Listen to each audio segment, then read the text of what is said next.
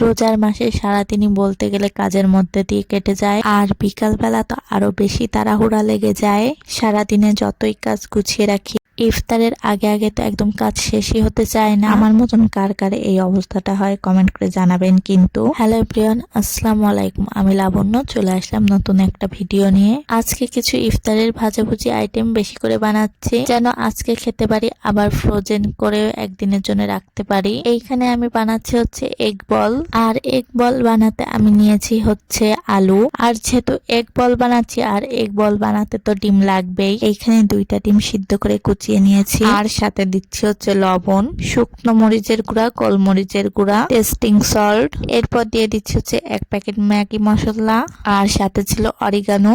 এইখানে কিছু ধনেপাতা কুচি দিয়ে দিচ্ছি। এরপর দিয়ে দিচ্ছি হচ্ছে পেঁয়াজ কুচি। এরপর দিচ্ছি হচ্ছে কাঁচামরিচের কুচি। সবকিছু তো দেওয়া হয়ে গেছে, এবার ভালোভাবে মাখিয়ে নিতে হবে। ভালোভাবে মাখানো হয়ে গেলে ডিম আর আলুগুলোকে হাতের মুষ্টির মধ্যে নিয়ে বল বানিয়ে নিলাম। এভাবে অনেকগুলোই বল বানিয়ে ফেললাম। এই যে আমার সবগুলো এগ বল বানানো হয়ে গেছে। আর এখন এই বলগুলো আমি আটা, ঝালের গুঁড়া আর লবণ দিয়ে একটা মিশ্রণ বানাইছি। এই মিশ্রণের মধ্যে দিয়ে ব্রেড ক্রামে মাখিয়ে নেব। এক একটা করে এই মিশ্রণের মধ্যে দিচ্ছি আর ব্রেড ক্রাম মাখিয়ে রেখে দিচ্ছি। আর ইফতারের সময় এইগুলো হচ্ছে একদম ডুবো তেলে ভেজে ফেলবো। এখন শুধু বানিয়ে রাখছি। এই যে আমার সবগুলো এগ বল রেডি। এই যে এখন হচ্ছে আলুর সমুচা বানাবো, আর এই আলুর সমুচাটা যে এত মজা, একবার খেলে বারবার খেতে ইচ্ছা করবে। আলুর সমুচা বানানোর জন্য প্রথমে আমি হচ্ছে কিছু পেঁয়াজ কুচি নিয়ে নিয়েছি, ঝাল কুচি নিয়ে নিয়েছি, আর একটু লবণ নিয়ে নিয়েছি। লবণ নিয়ে ঝাল পেঁয়াজটা ভালোভাবে মাখিয়ে আলু দিয়ে দিলাম। আলু দিয়ে তারপরে বাকি উপকরণগুলো একে একে দিয়ে দিলাম। একটু ঝালের গুঁড়া, একটু গোলমরিচের গুঁড়া, স্বাদ মতন লবণ, আর হাফ চামচের মতন গরম মশলার গুঁড়া। আর এখন তো আমি সমোসা বানাচ্ছি, আটা তো লাগবেই, তাই আমি আটাটা 2 ঘন্টা আগে মাখিয়ে রেখেছিলাম। আর এই আটাটা দিয়ে এখন একটা বড় রুটি বানাবো। রুটিটা হয়তো একদম রুটির মতন গোল নাও হতে পারে, কিছু মনে করবেন না। টেনে টুনে যাই হোক গোলের মতন তো বানালাম।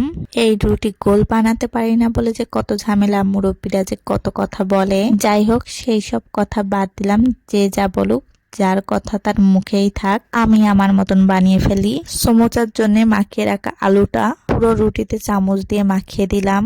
এরপর রুটিটা তো সুন্দর করে ভাঁজ করলাম, দেখতেই পেলেন। এরপর হচ্ছে একটা ছুরির সাহায্যে রুটিটা কেটে নেব।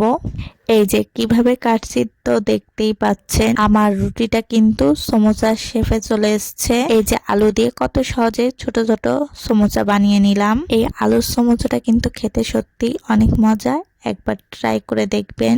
এগ বলে যে মিশ্রণটা মাখিয়েছিলাম, এটাতেও সেই মিশ্রণটাই মাখাবো। প্রতিটা সমোসায় এই মিশ্রণের মধ্যে দিয়ে ব্রেড ক্রাম মাখিয়ে নিলাম। আর আজকে এইগুলা বানাতে গিয়ে অনেকটাই লেট হয়ে গেছিল। ইফতারের সময় তো একদম তাড়াহুড়া লেগে গেছিল। শেষে যে ইফতারের সময় একটা ভিডিও ক্লিপ নেব সেটাই নিতে ভুলে গেছি। ইফতার খেয়ে তারপরে মনে পড়েছিল আল্লাহ ভাজার পর যে একটা ভিডিও করব, সেটাই ভুলে গিয়েছি। এইখান থেকে সবগুলো ভাজিনি, কিছু হচ্ছে আমি ফ্রিজে ফ্রোজেন করে রেখেছিলাম। তারপরে ইফতারি খেয়ে মাগরিবের নামাজ পড়লাম। এইটা ছিল হচ্ছে 10 রমজানের ভিডিও। তারপরে একটু বাইরে আসলাম, দেখলাম পশ্চিম আকাশে এখনো আলো রয়েছে। আর সেদিন হচ্ছে সেই 6টি গ্রহ আকাশে দেখা যাবে, তাই জন্য আরো বাইরে সন্ধ্যার পর দেখতে এসেছিলাম। কিন্তু আকাশে দেখি একটা সুন্দর চাঁদ আর অনেকগুলা তারা। কোনটা গ্রহ কিভাবে বুঝবো, সবগুলোই তো তারা মনে হচ্ছে। আজকে আমার ভিডিওটা এই পর্যন্তই। আল্লাহ হাফেজ।